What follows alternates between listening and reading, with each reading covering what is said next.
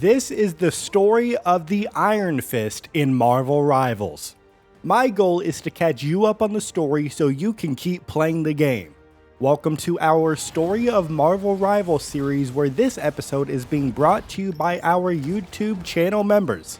If you would like to support the channel as well as get early access to videos among other perks, consider becoming a member. Also, if you are interested in the broader Marvel movies and streaming series, check out the Council of the Multiverse podcast, where we review and rank the MCU as well as discuss the latest news, rumors, trailers, and more. The Council of the Multiverse is available on all your favorite podcast platforms. I'm talking Spotify. What? Apple Podcasts. What? Amazon Music. What? And on YouTube. With all that said, though, I welcome you to Chapter 1, Fog Over the Kunlun Mountains. The story begins where all stories should, with the new Iron Fist, Lin Lie, meditating in Kunlun under the Tree of Immortality, reflecting on his journey. Now, Lin used to be an ordinary young man from Shanghai, but his fate was changed forever when he inherited the Sword of Fuji, a divine weapon used to defeat the demon Chiyou. After battling mythical creatures and fighting alongside the agents of Atlas, Lin lost his sword in combat against a Chiyou, leaving him severely wounded.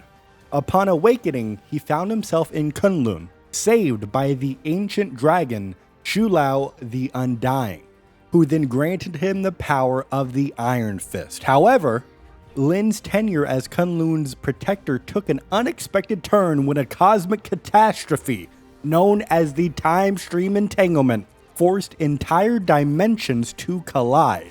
This caused all 7 capital cities of heaven to merge permanently. Now, these 7 capital cities usually merge together, but that's every 88 years for their legendary tournament, not permanently. And more disturbingly, all of the other immortal weapons had mysteriously vanished, leaving Lin as the only one left. Now, during his meditation, Lin senses an intruder as a green mist swirling above the Tree of Immortality. Suddenly, Lin is attacked by an invisible force that strikes him hard, evading all of his counterattacks. Then the mist reforms, stealing a piece of enchanted fruit from the tree before retreating. What is going on? The Iron Fist begins to give chase, pursuing the figure across rooftops of Kunlun. His opponent, though, skillfully shifts between mist and solid form, navigating the city with unnatural ease. When the thief reaches a hidden gateway, Lin finally catches a glimpse of him, and it is the Prince of the Orphans, one of the immortal weapons of Zingambo. And above the gateway, Lin sees mysterious new symbols etched into the stone that read, "The Land of Shadows."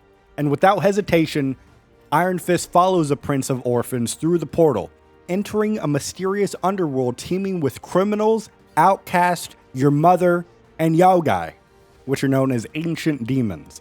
This place is not part of the 7 capital cities.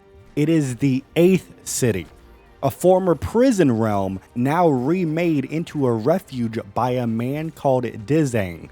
Now, Lin tracks the Prince of Orphans into a smaller dwelling, where he is immediately attacked and struck down by a technique known as a jaw snapper in Twilight. However, the prince unexpectedly offers his hand to help Lin up, expressing his disappointment in his lack of skill. You gotta remember, Lin is a newly appointed Iron Fist. He hasn't been doing this very long. So then the prince says, "I expected better from an Iron Fist." And Lin responds by saying, "Yeah, well, I'm no Danny Rand, as everyone keeps reminding me." So instead of a fight, the prince reveals his true reason for stealing the fruit: to save the life of a baby girl in his care. Now, the child, named Laussa, has pale skin, strawberry blonde hair, and blue eyes. And Lin is shocked. "You have a kid?" "The girl is not mine. Or at least, she wasn't. I found her during the war. Alone. Abandoned." The prince goes on to explain that the chronal catastrophe that merged the 7 capital cities also caused multiple timelines to collapse into one another. Now, powerful elder gods and ancient forces are warring for dominion. Among those resisting are, let's count them up, a warrior child who became a demon queen. Does that sound familiar? A jade giant guarding the door to a nuclear purgatory. And a red sorceress holding reality together from a mountaintop in Europe. Does that sound familiar? I don't know why I'm yelling at you. I'm sorry. I do apologize for the fact that you can't handle me yelling at you. Get it together. Lock in. It's the Iron Fist. So the prince says that their numbers are dwindling and the battle is getting worse. The prince has taken refuge here in the 8th city with the baby Laussa, but she has grown gravely ill, and the enchanted fruit was his last hope to save her. Now, Lin, moved by her condition, uses the Shi to restore the fruit to its peak vitality, allowing the prince to feed Laussa and stabilize her health. The Prince of Orphans is now grateful for Iron Fist's help, and he offers Lin something in return, training. And the Iron Fist responds by saying, I was always told that you were one of the best fighters the immortal weapons ever had. Clearly, I could use your help. The prince agrees to mentor him, beginning with Wing Chun and Bart Chamdo, which means the 8 cunning blades. Before their training begins, however, a loud pounding interrupts them. Kunlun's guards have arrived. Lin realizes a little bit too late that stealing from the Tree of Immortality is punishable by death. So as the guards prepare for battle, the Prince of Orphans and the Iron Fist brace themselves until a commanding voice cuts through the tension. Enough! There will be no blood shed on my streets. A mysterious shadowy figure cloaked in black cloth steps forward. It is Dizang, ruler of the 8th city, as the Prince of Orphans immediately kneels in respect. Dizang asserts his authority, ordering the Kunlun guards to leave, but he warns Lin that his presence is dangerous. Just as Kunlun is yours to protect, this city is mine. Should you disrupt that delicate balance I have created here, you will answer to me. And with that, Dizang disappears into the shadows, leaving Lin unsettled. The Prince of Orphans stands up, smirks, ready to resume the training like nothing happened, as he says, where were we? Lin has no idea how to answer that question, but suddenly, he's desperate to find out. And that, my rivals, is the end of chapter 1. First things first, that was a great story. I like that a lot. Very, very good story development, and it was very exciting. And number 2, I want to just acknowledge me. Let's give a shout out to me for not doing the typical thing where people mispronounce stuff possibly, and then they stop talking and say, oh, I may have mispronounced that wrong. I'm sorry. I just tried to push through. Hopefully I did a good job. Now, as we're talking about me breaking the mold of what other content creators do, let me move on by asking what you think of the story. Leave that down in the comments.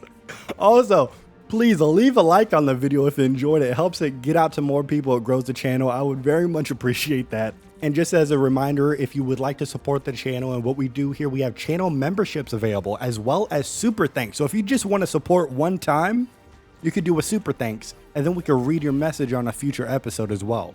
But let's discuss this story real quick. So they are acknowledging Danny Rand as an Iron Fist.